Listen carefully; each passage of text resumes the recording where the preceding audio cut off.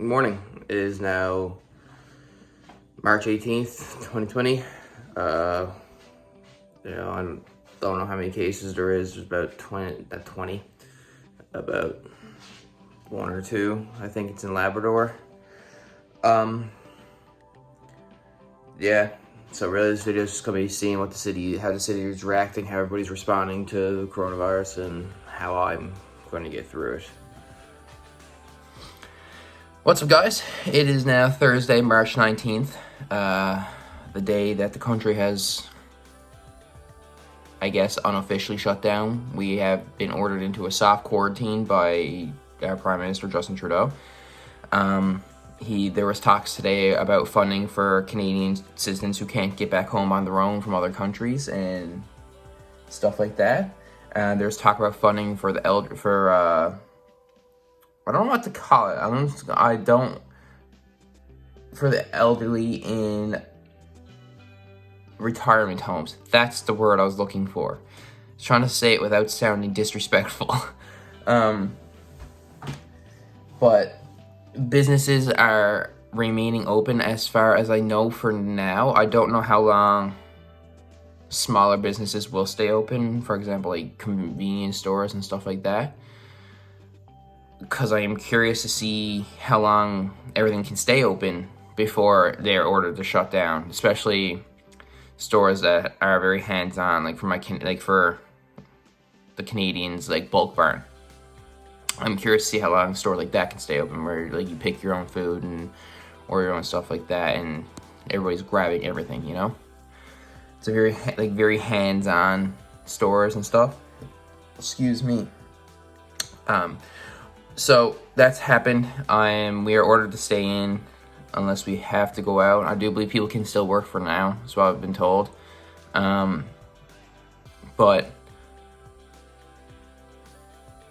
I personally believe that within the next week or so, it will be shut down. Everything will be shut down or forced closed per se. And only the necessities will be staying open, such as grocery stores and pharmacies. And I'm saying necessities as loosely, because there was once upon a time where us as a race went days without eating and we had to hunt for our food. So, but I do believe Abby brought up a good point. I was talking to her earlier. I agree with her as well. The world and the population is going to see how much of a change the economy needs, and just how much it affects this is affecting the lower class, because it's just like it comes down to, if you have enough money, you can buy as much supplies as you need.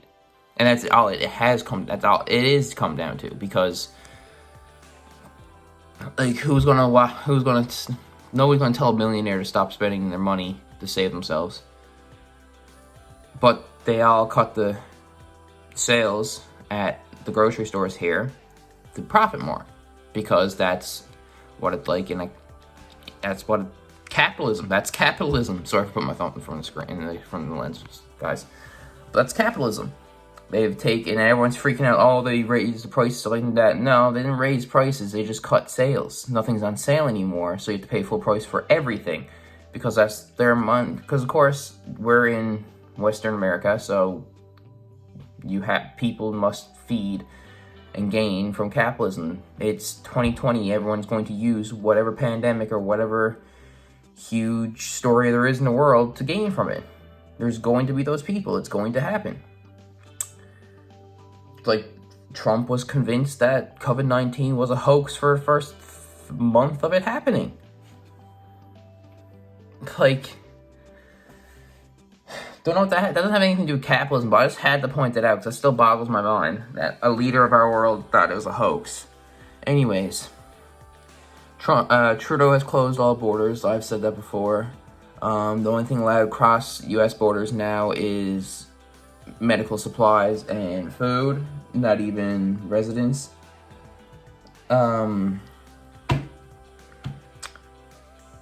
That's basically all I know as of right now. Our schooling is still postponed, so we have nothing to do. Most people start back online today, I do believe. However, the college I go to was instructed to wait for further notice. So the next thing I have to do is the 27th, which is a paper. So in 8 days. So I'm probably going to get started on that. Other than that, nothing new has transpired. We're still working out. We're still streaming. Like I said before, if you guys want to watch a stream, feel free. Twitch.tv/TragicBranson. I play everything. Currently in the middle of playing League of Legends and Call of Duty, the new Call of Duty Battle Royale, because I had nothing else to do. Hopefully I'll get in for that powerlifting workout this week. I'd love to. I gotta get Shay out for a walk later, hopefully, depending on what it's like and what time I get finished filming. Because I don't know, actually, that's another thing, if we're allowed to be out in the streets just walking our pets and stuff anymore, unless they want us inside. I guess if you don't have to be outside, don't. And we don't have to take our dogs for a walk, but it's exercise for me and her. And God knows I need it. I guess that's something I'll have to look into.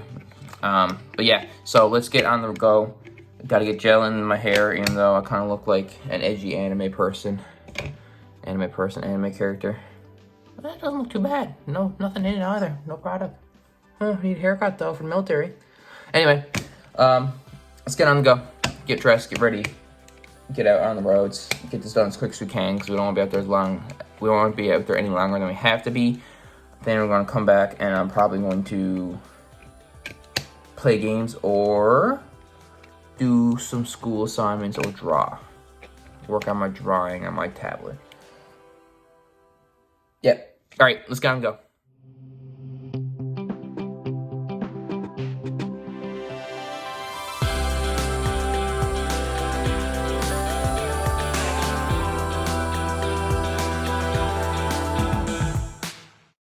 So basically, we're at the mall now for like local. This is the busiest McDonald's on the island. Like, it could be 3 a.m. and you will still have a full. This is where I started working when I was 15, and you could be 2 a.m. and you could have the entire drive-through filled. And this is one of the busiest McDonald's in Atlantic Canada, and everything is empty. It's like kind of creepy, because it's like almost like you feel like an impending doom is coming. That you don't you don't hope for the worst, but you're expecting the worst. It's kind of insane, actually. It's just insane. Like how on like a normal day, all this lot would be filled. Completely empty.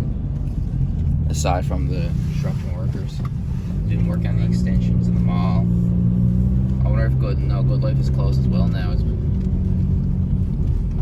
Nobody's allowed to go get fit. We have to get fit from home. There's usually somebody on every single one of those. Out there. We have the employees clearing out the local mall. You wait there, bud.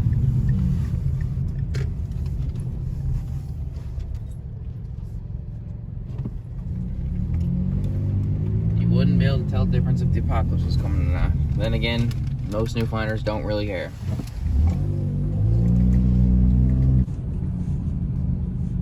This was now 4:45 rush hour on a Thursday afternoon downtown St. John's. And there's maybe 15, 16 cars at this intersection, where normally it'd be backed right up from the lights down further. And most of them are just people out getting things done. None of them are even at work. Like, this is rush hour traffic. That's the stadium. I can't even see it. There's the convention center. This is one of the busiest intersections down here. At 4:45, this is the busiest intersection, I'd like to say.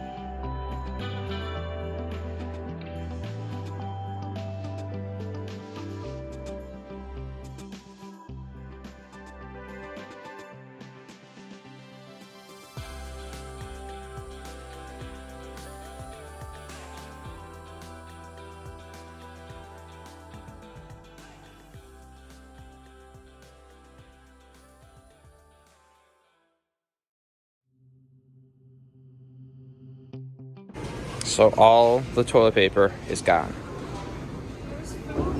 There's full shelves of food. We have pet food. They're doing a really good job of keeping the shelves stocked for the most part, but toilet paper. Why don't they just take paper towels and cut them in half? To 2 packages per customer. They actually have a sign out for this. Toilet paper is doing you nothing. Just shower after you use the bathroom. It's like people are struggling out here with money and everyone's greedy.